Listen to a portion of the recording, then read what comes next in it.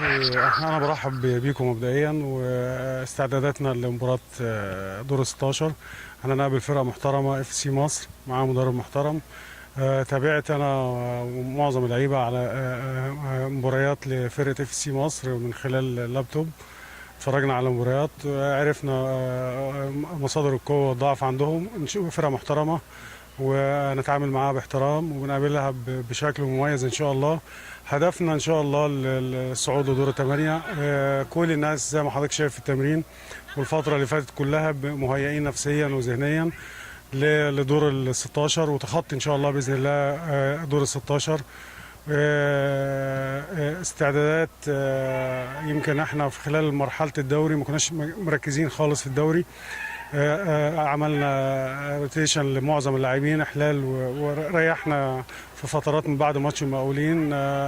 3 مباريات اللي لعبناهم لمعظم اللعيبه اخذوا فترات معينه من المباريات. ما كانش هدفنا ابدا المكسب، على قد ما هو ندي فرص للناس ونشوف الناس ومعظم الناس توصل لمباراة الدور ال 16 بشكل مميز. والحمد لله هم دلوقتي ذهنيا وبدنيا وخططيا مؤهلين، والناس بتتنافس انها تبقى موجوده ان شاء الله في مباراه دور ال 16 اللي بنسعى من خلاله. ده يبقى مرحله ومحطه لينا ان شاء الله.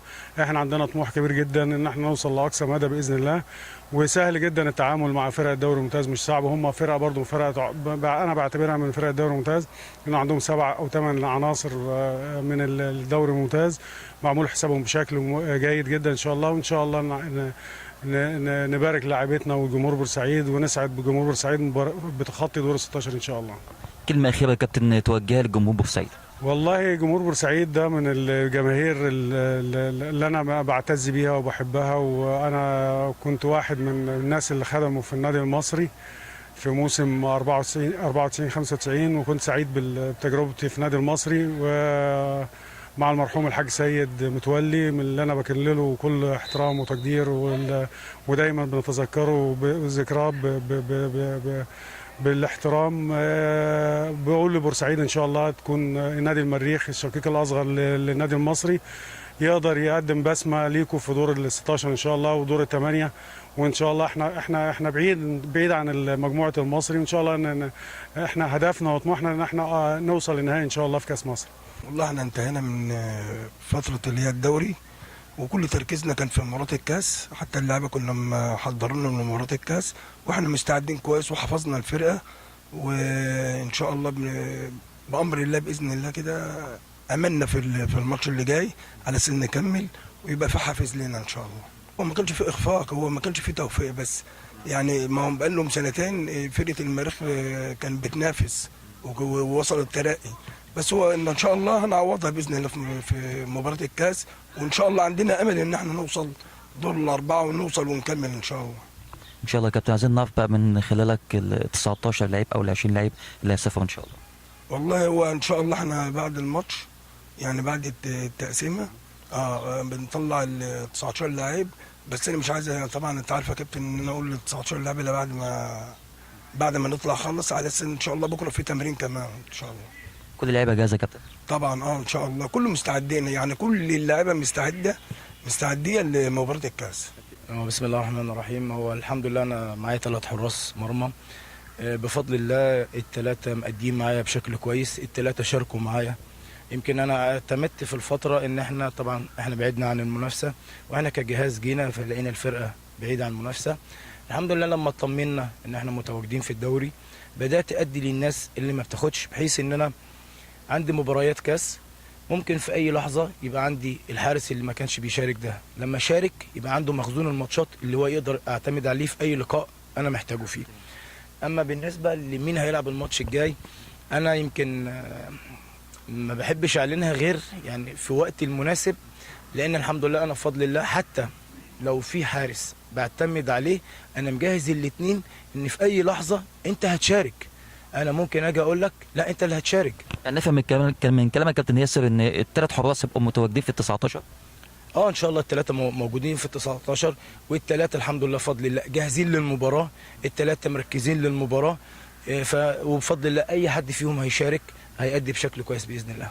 والله هو انا يعني انا متفائل باذن الله تعالى ان احنا ربنا يكرمنا ان شاء الله باذن الله، ونكون في دور الثمانيه. اتمنى من الله سبحانه وتعالى ان ما نبقاش احنا في دور الثمانيه، وممكن الناس تضحك عليا شويه. انا اتمنى من الله سبحانه وتعالى، ويمكن دي مش بعيده عند ربنا، ان انا والنادي المصري، النادي المصري اللي احنا بنعشقه طبعا.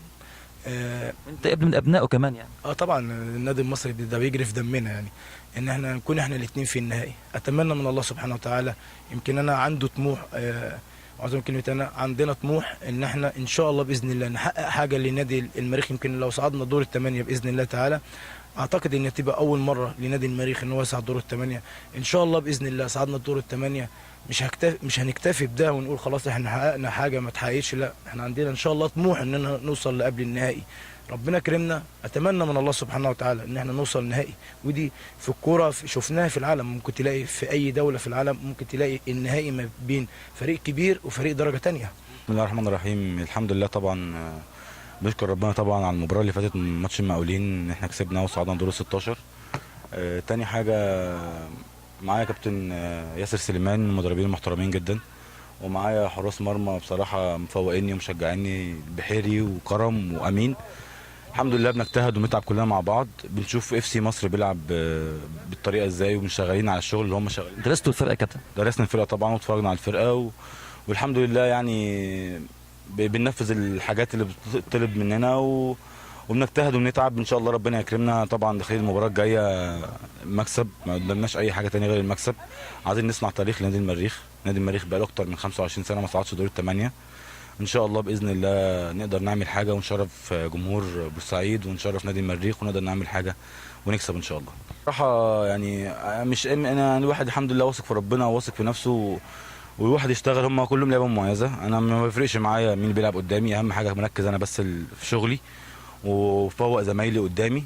نلعب وان شاء الله بس موفقين ونلعب لاعبين عادي، مفيش اي مشاكل، مش قلقانين من اي حد. احنا بس كل حاجه ان احنا مركزين ان احنا نعمل حاجه نفرح جمهور بورسعيد ونفرح اداره نادي المريخ بقياده كابتن احمد جوهر. بسم الله الرحمن الرحيم. طبعا برحب بحضرتك كابتن عمر، اهلا بيك طبعا عندنا في النادي. طبعا احنا طبعا ده ماتش بالنسبه لنا ماتش تاريخ. طبعا انت تصعد دور الثمانيه، ده طبعا هيبقى انجاز تقريبا ما حصلش في نادي المريخ قبل كده. استعدينا طبعا افضل من استعداد ماتش المقاولين. طبعا قفلنا صفحه الدوري ومركزين جدا في الماتش ده. الماتش ده هنقلنا نقله كبيره، مركزين بقى لنا اكتر من اسبوع تقريبا، حتى من قبل ماتش دمياط الاخير ده كان ماتش تحصيل حاصل. مركزين من قبلها، الكابتن كان مريح مجموعه وبقيه المجموعه مركزه كويس جدا، وبقى لنا 3 ايام مركزين جدا على فرقه اف سي مصر، ذاكرناها كويس ولعبنا هنلعب باسلوب لعب ان شاء الله نعدي بيه الدور اللي جاي. وركزنا النهارده الحمد لله، يعني اغلب اللعيبه الحمد لله في حاله بدنيه كويسه وحاله فنيه كويسه، بفضل بس توفيق ربنا. فبنسال ربنا طبعا التوفيق ان شاء الله، وان شاء الله باذن الله نفرح يوم السبت باذن الله ان شاء الله. زي مش هضيف يعني، مش هزود على اللي قاله احمد. احنا بنستعد كابتن للماتش الجاي من ماتش المقاولين اللي فات. الدوري بالنسبه لنا خلاص صفحه واتقفلت، فحتى ال3 ماتشات اللي احنا لعبناهم كنا بنستعد بيها بتبقى بروفا، الراجل يعرف ايه انسب تشكيل ممكن يعمله الفتره اللي جايه. والحمد لله يعني انا شايف الناس كلها بتتمرن كويس، الناس كلها مستعده، كل الناس عايزه تشارك، في حماس كبير جدا في التمرين. عندنا فرصه نحقق حلم كبير جدا لبورسعيد، مش بس نادي المريخ بس. فان شاء الله ربنا يكرمنا ويوفقنا ونقدر نعملها ان شاء الله.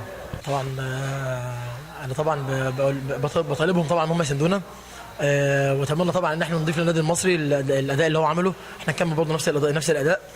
طبعا نادي المريخ هو الشقيق الاصغر للنادي المصري، نتمنى من ربنا طبعا ان احنا نساعدهم، لان احنا عندنا اصلا بنتنافس كوره في بورسعيد، فبنتمنى الناس طبعا هم يساندونا، واتمنى من ربنا سبحانه وتعالى ان احنا نقدر نكون زي النادي المصري ونكمل ابعد حاجه يعني ان شاء الله باذن الله كابتن.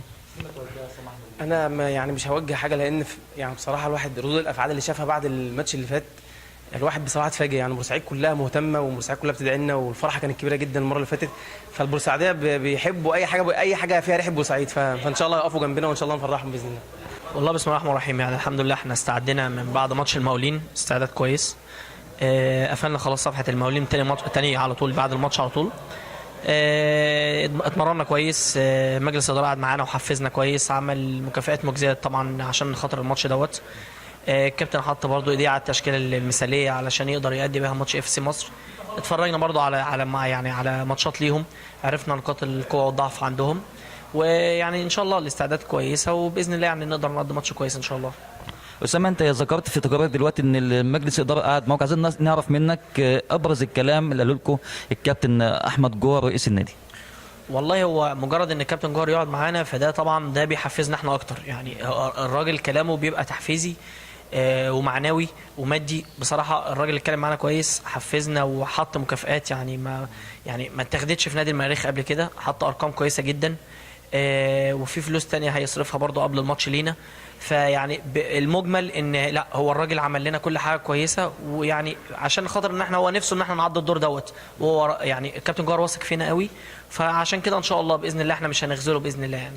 والله يعني انا عايز اشكرهم على الدعم الجامد جدا ان هم بيدعمونا. الناس على طول والله على طول يعني، حتى الناس بتكلمني كتير، الناس نفسها ان احنا نكسب، بيدعوا لنا من اصغر واحد لاكبر واحد. والله ناس صغيره جدا بتدعي لك تقول لك يا رب المريخ يكمل ويصعد.